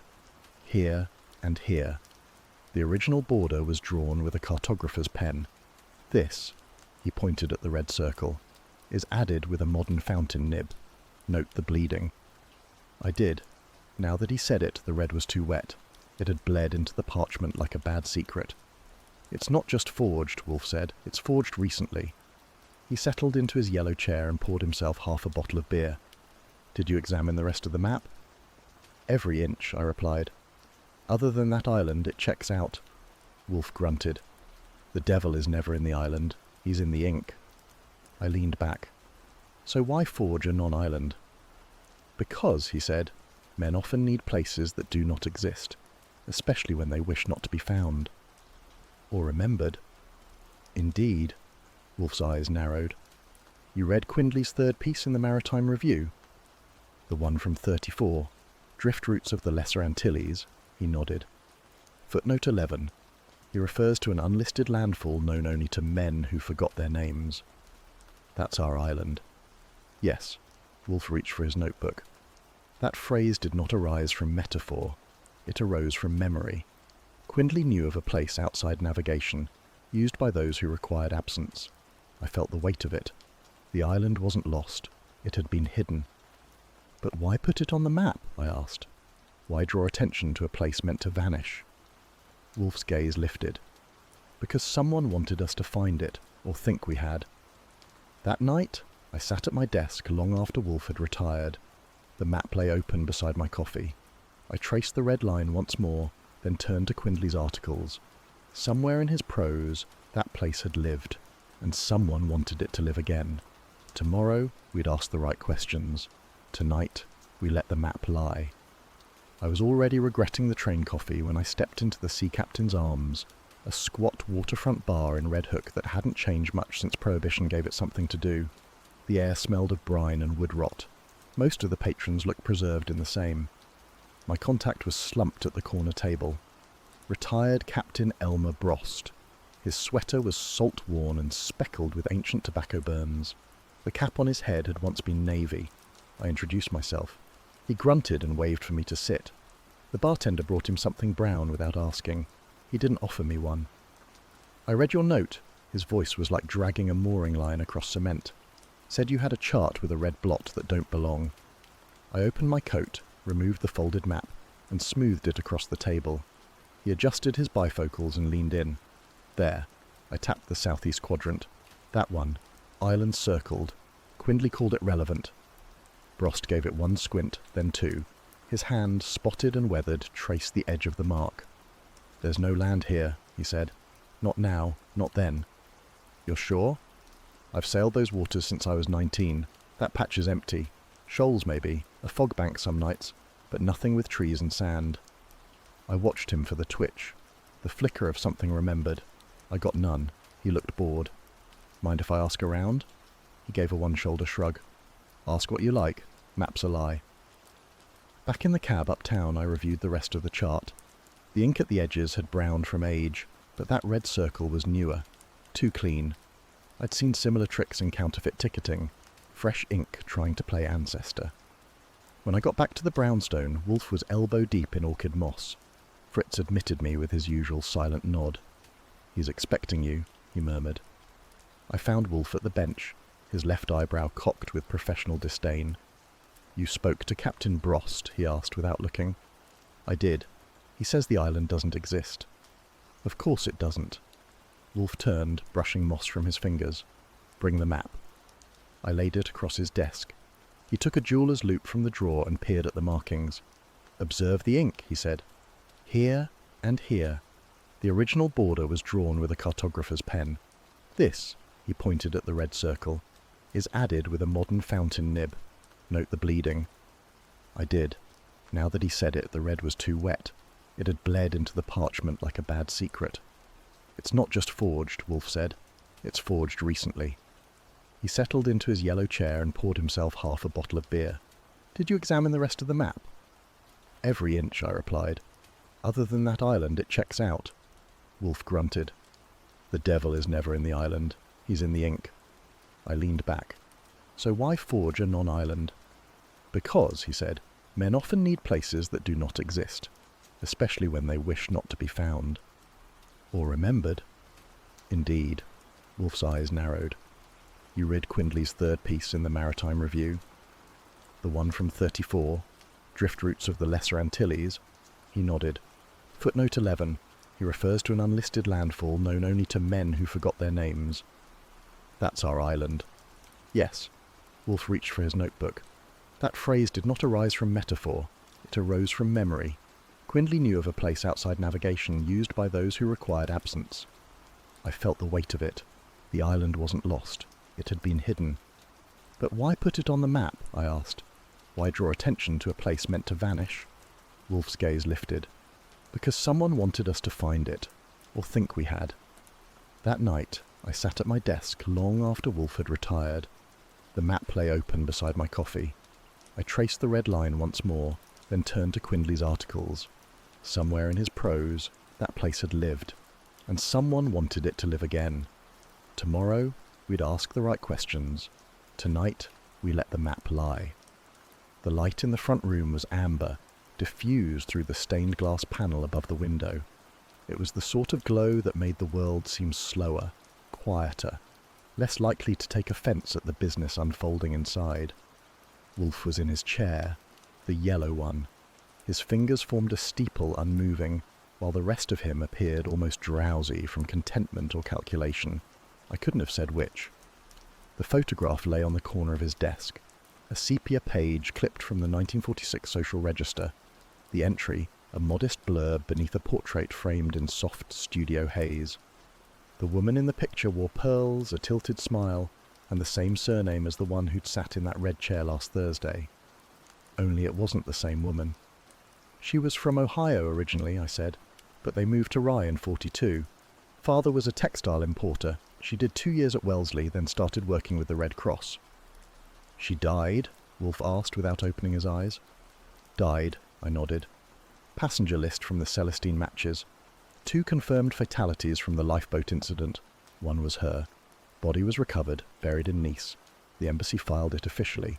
There's no way she's walking around Manhattan." He opened his eyes then. They flicked to the photo, then to me.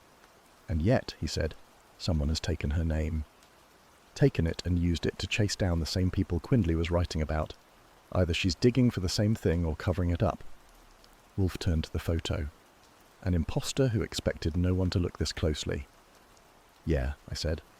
"She got the accent right, the schooling, the backstory. But the picture tells it. The chin's wrong. Cheekbones too. I had Fritz help me compare with the one from the passport folder." "Fritz?" Wolfe blinked. "He has an eye for facial proportions. You said so yourself when he hung those portraits in the hall." "I regret it," Wolfe muttered. "Have you made the confrontation?" "I phoned her," I said. "Asked if she could stop by. Said we had another letter for her from Quindley's box." "Will she come?" "She sounded interested and cautious." He closed his eyes again. "When she arrives, you will speak first. I want her nerves unbalanced before I engage." 25 minutes later, the bell rang. I opened the door to find her dressed like a catalogue model for restrained wealth. Grey gloves, dark hat, faint perfume. Her mouth held a faint smile that didn't reach the eyes. "You said there was a letter," she began. "I did." I stepped aside. Wolfe didn't rise when she entered. He gestured faintly to the red chair, and she lowered herself onto it with slow precision. I shut the door and stood just behind her right shoulder. "We've been verifying Mr. Quindley's correspondence," Wolfe began. In it, he made reference to a figure from the Red Cross present aboard the Celestine. The name used was Lieselotte Varney. "That's me," she said smoothly. "No," Wolfe replied. The word landed like a slow-moving stone. She blinked. "I'm sorry?" "You are not Lieselotte Varney," he said. "The woman in this photograph is." I handed the clipping to her.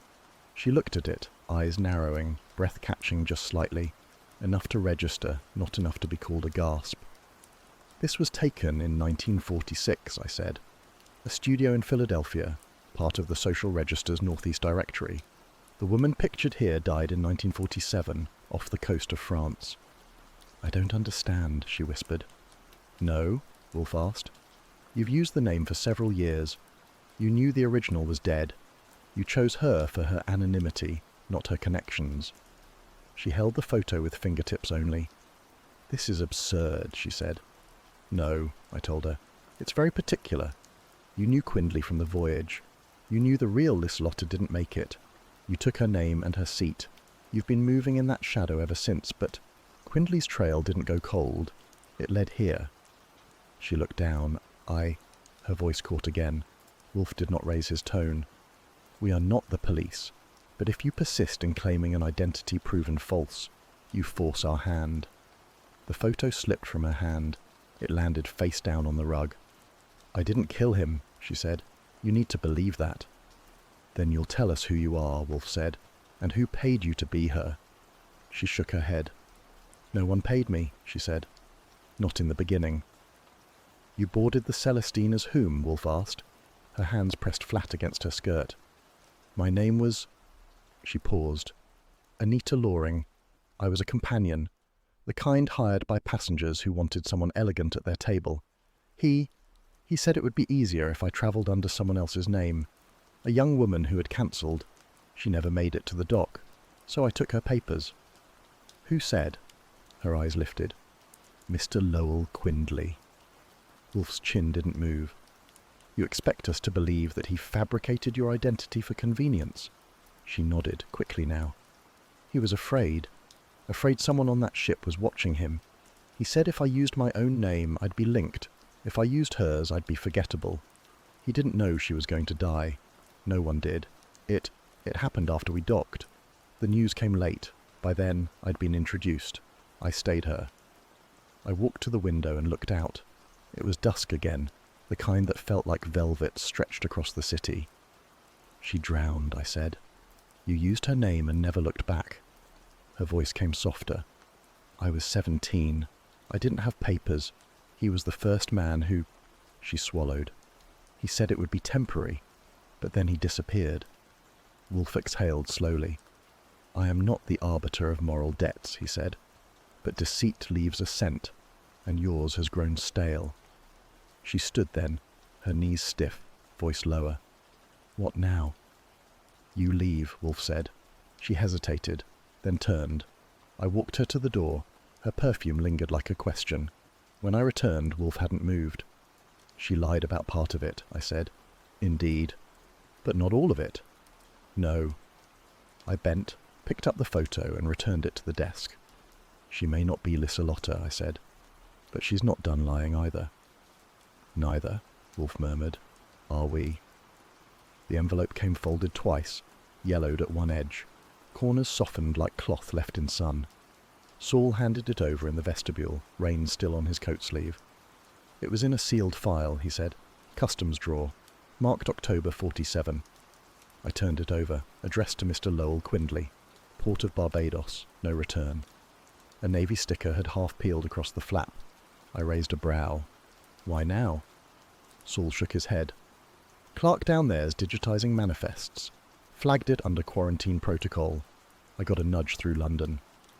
I thanked him, stepped inside and sealed the door behind me. The office was warm.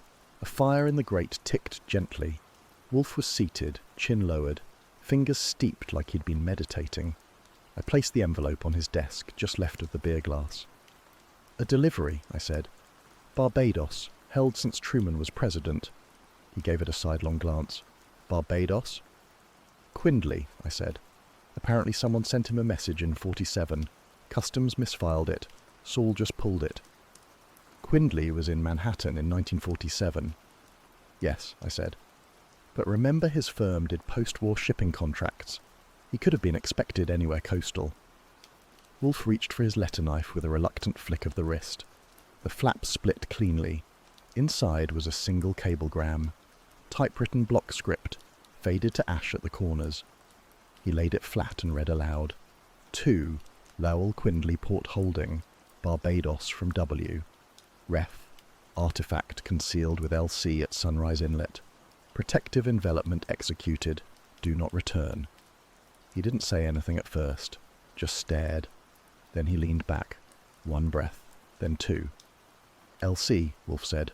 Miss Varney mentioned a cousin. Disappeared same year, I said. She never gave a name. He lifted a hand. You'll check with immigration. I'll check with immigration. Find the cousin. I nodded. And Sunrise Inlet? He opened his desk drawer and withdrew a shipping atlas, the kind they used before radar came along. The tip of his finger stopped just above the curve of the Caribbean, a tiny bay marked Sunrise Inlet, northern coast of Barbados, remote, almost undeveloped. He gave a sound, low, disapproving. Treasure, he said. Oh, come on. He tapped the cable. Artifact concealed. Protective envelopment. Do not return. This is smuggler's code, Mr. Goodwin. Quindley knew something, or did something. Someone sent this as a warning or instruction. From W, I noted. Do for whom? Wolfe closed the atlas. I shall reconsider my refusal of Mr. Quindley's bonus, he said. I looked at him. You're taking the case? He pursed his lips. I am revising the scope. Mr. Quindley's death may have been incidental, or not. He lifted the cable again. We now possess motive and evidence. I walked to the window. Manhattan was wet but still loud. From the 9th floor it looked like a chessboard gone black. Let me guess, I said. You want Saul on the cousin? He nodded. And me? Wolfe's eyes narrowed. You will examine Miss Varney's account, every mention of her cousin.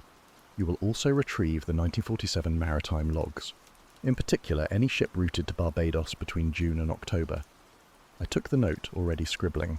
Archie, he said, pausing me at the door. He held the cable like it weighed a pound. When a man hides something, he said, he often believes he's clever, but cleverness fades, paper survives. I tipped my hat. Then we'll follow the paper. He sipped his beer. You will, he said. I'll be here. I left him there, lit by the desk lamp and the dying fire, the kind of room where truth liked to wait. The rain had let up by the time I reached the block, but Chelsea still wore its moisture like a habit. The building that housed the now defunct charter office had its blinds drawn, and the interior light was more of a glow than a welcome. I rang twice. The man who let me in had teeth like mismatched piano keys, and wore a pressed vest that didn't match his shoes. His name was Mr. Felden, and he said he'd taken over the old Maritime Tours storefront just last spring. I told him what I was looking for, records, logs, ledgers from the old firm, and he shrugged like I'd asked about Roman pottery. I inherited boxes, he said, closet in back. Haven't touched them, all damp or dusty. We walked past a bank of unlit desk lamps, around a stack of unused travel posters still promising sun, sea and sovereignty. The closet looked like it hadn't been opened since Roosevelt was in office. Inside was a mess. Sea charts, brittle ticket stubs, manila envelopes with no tape left in them. And at the bottom of the heap, like it had been waiting, was the ledger. It looked unremarkable. Black bound, flat spine, no title. The pages inside were worse. Blank, not lined, not gridded, just creamy, empty vellum like something meant for poetry, not manifests. I brought it back in a sealed envelope, tucked flat under my coat like a fugitive. By the time I stepped through the door of the brownstone, Fritz had vanished into the kitchen, and the smell of time was somewhere between promise and threat. Wolfe didn't look up as I entered the office. He sat in the yellow chair, his right hand resting on the edge of the desk, as though he'd expected the item I brought without needing to request it. I laid the envelope on the blotter. Found it, I said, bottom of a closet. No names, no entries, but it was filed among the Celestine folders. Wolfe frowned and lifted the flap. The book came out like it was heavier than its appearance warranted. Blank, he asked. Completely, I said, too clean to be ignored. He opened to the middle and studied the pages in silence.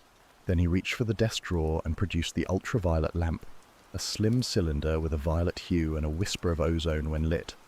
The bulb hissed softly as he passed it over the pages. For a moment, nothing. Then, faintly, like something remembering its own shape, words began to appear. They weren't full entries, just names, dates, inscriptions faded and jagged like ghosts written with the last drop of ink in a pen. but they were there. Wolfe tilted the lamp slightly. Martin Engler, he said. Joseph B. No, Josiah Brand. Leonard Crowe. He looked up. Aliases. I moved closer. All booked on the Celestine? Yes, he said. Passengers, but not as themselves. They were not emigrants or businessmen. They were hiding something, or someone. I folded my arms. Quindley's ledger? He nodded. The only surviving copy, I would wager. I gestured at the name, Martin Engler. He shows up twice. Wolfe closed the ledger slowly, because he was more than a passenger. He turned toward the cabinet behind the desk, withdrawing a folder marked European Declarations, 1945-1950. From it he drew a report, typed on onion skin, brittle with age. Martin Engler, he said, was a courier, military courier, worked in Eastern Europe, blacklisted in 48 for trafficking in unrecovered wartime assets. I exhaled. War crimes courier. Wolfe nodded.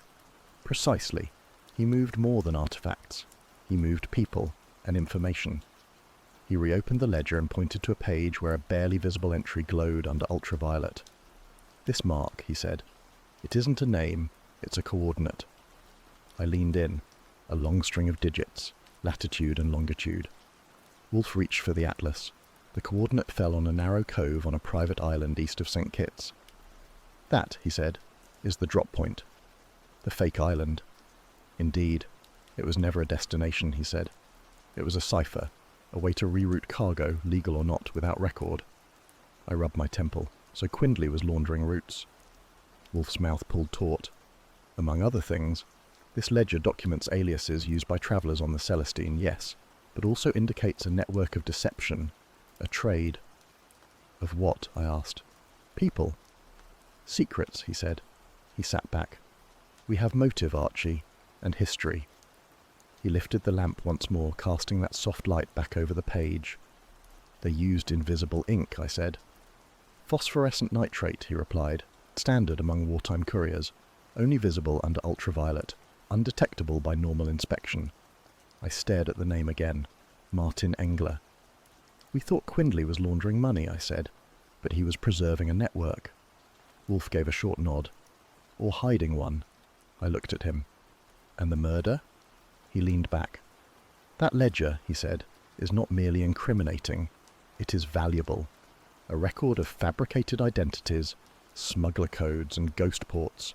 Someone killed to protect it, or to keep it from resurfacing. Someone, I echoed. He waved the lamp off. Deliver that to Saul, he said. Have him trace the aliases through state and defence records. And Archie, I paused. Have him focus on the alias used by Engler in 1950. Why? Because, Wolfe said, Engler was reported dead in 1949. I stopped mid-stride. He met my eye, calm, cold. Which means, he said, either someone used his name, or he wasn't dead. He nodded. And if he wasn't dead, Wolfe said, he may still be watching. I closed the door gently behind me. It wasn't raining anymore, but the sidewalk still felt slick. And somewhere, one name had come back to life. Wolfe pressed his fingertips together, elbows set against the arms of his yellow chair. He hadn't moved in 5 minutes. The silence was tight, like a held breath in the brownstone. I kept my place by the red client chair, eyes on the closed manuscript beside the beer glass.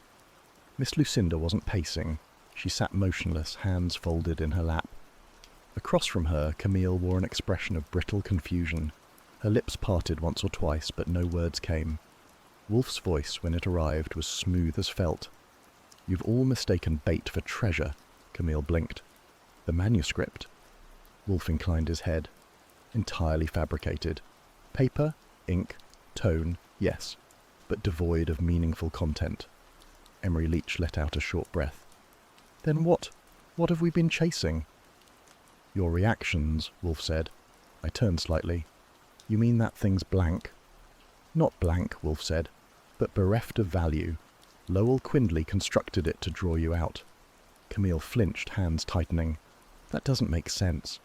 It does, Wolfe said, if you accept the manuscript as a ruse designed for those already compromised. Lucinda spoke low and clear.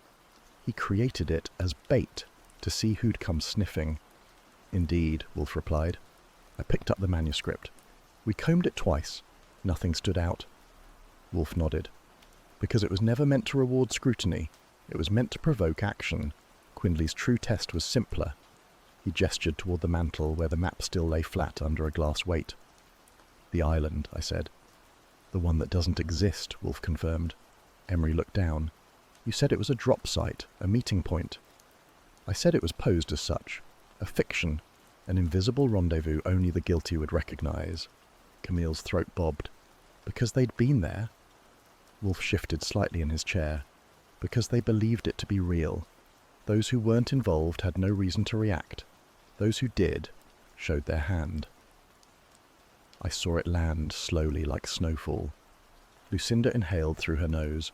Camille looked lost. But the typewriter, she asked. The ribbon? Another decoy, Wolfe said. Real, yes, but misleading. The Celestine wasn't transporting secrets. It was transporting people, and that required obfuscation. He touched a folded page on the table. The name Martin Engler appears nowhere in official archives, but it was used, consistently, in ports from Naples to Marseille. Emery's voice cracked. And who was he? Wolfe met his eye. A war crimes courier, known to use aliases. Lucinda stood. So the manuscript meant nothing, Wolfe said. Camille's voice was barely audible. But Quindley died over it. No, Wolfe said, quiet now. He died to preserve the illusion that it was worth killing for. There was no movement, just breath. I said, and everyone who tried to steal it has confessed, Wolfe said, in their choices. He let that settle, then reached for his beer. The room was warm with late afternoon amber. Wolfe sat in the yellow chair, fingers steepled. I stood by the globe bar, one hand resting lightly on a glass of soda. Across from us, in the red chairs, sat Kramer, Lowell Quindley, and the woman who had claimed to be Liselotte Varney. Her gloved hands were folded on her lap, a practiced stillness about her. Roger Stenner leaned against the wall near the bookshelves, face pale. Wolfe exhaled through his nose. Miss Ruster, he began. The woman blinked. Pardon? Annika Ruster, Wolfe said. Born in Zurich. Arrived in New York 5 years ago under the name Liselotte Varney.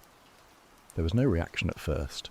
Then a shift, the kind that begins in the breath and works its way to the eyes. Wolfe nodded toward the folder on his desk. Your cable to the consulate, he said, was never sent. You tore it into 4 pieces, buried it in the planter box on your hotel balcony. Mr. Goodwin retrieved them last evening. I gave her a small shrug. Geraniums make poor accomplices. Kramer grunted. I'll want to see that. You shall, Wolfe replied. Now? He reached beside him and lifted the map, smooth as parchment, edges still damp from steaming. This, he said, was not forged. It was altered. A single cove added, Sunset Crossing, non-existent.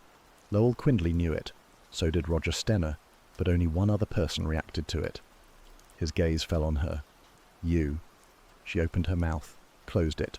The room held. The manuscript, Wolfe said, was never of value. Mr. Quindley planted it deliberately, a decoy. The real test was simpler. He introduced a fictional rendezvous. If anyone claimed knowledge of it, or reacted with certainty, they revealed complicity. Quindley gave a sharp nod. The page was blank. I said, you knew Sunset Crossing wasn't real because you helped invent it. Her voice came out hoarse. That's nonsense. No, Wolfe said. It is arithmetic. You knew because you were there when it was devised. With Roger. Stenner shifted. Kramer snapped. Did you kill her? Ruster stared ahead. Then something gave. She was already sick, she said. She'd changed her will. Said she was going to disappear. That it was for the best. Roger panicked. He thought... She swallowed hard. He thought she meant to expose him. So we...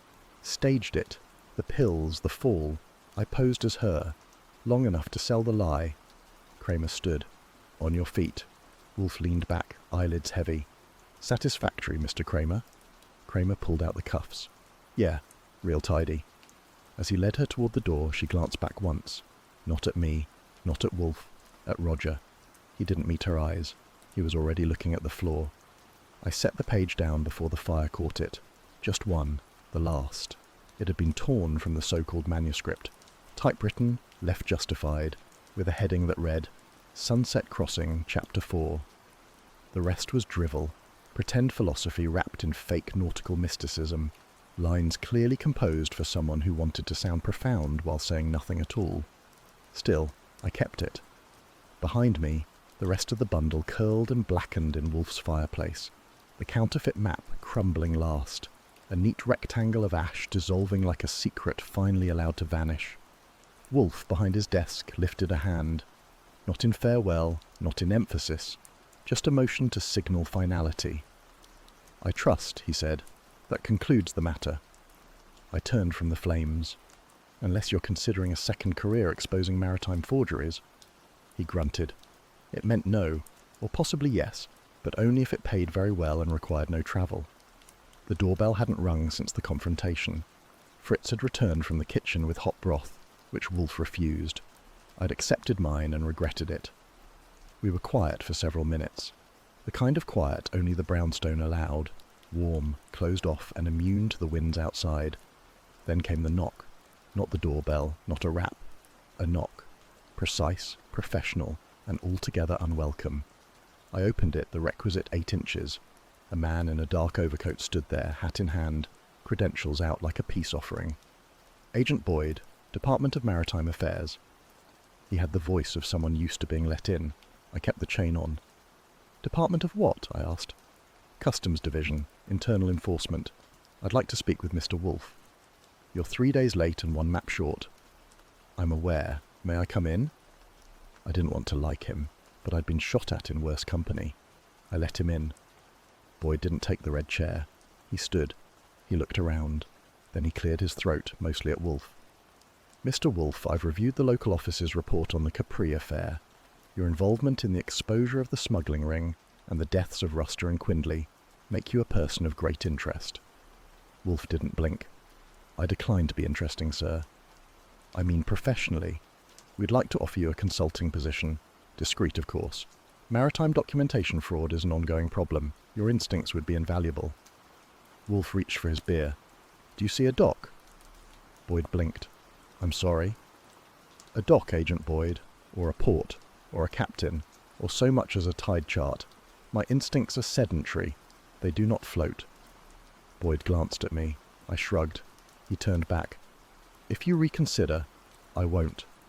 Boyd nodded. To his credit, he left without further protest. I shut the door. Fritz appeared, retrieved the empty broth bowl, and vanished again. Wolfe exhaled. Not a sigh. Something smaller. You kept a page, he said. I did. He didn't ask why. I wouldn't have answered. I folded it and slid it into the Rolodex drawer beneath V. Not for a name, just for the letter. The C, the fake manuscript, the staged photo, the missing woman, all under V. Not for Varney, for vanishing. I still don't know if she meant to get away, I said. She didn't, Wolfe replied. She only meant to be someone else. The fire crackled.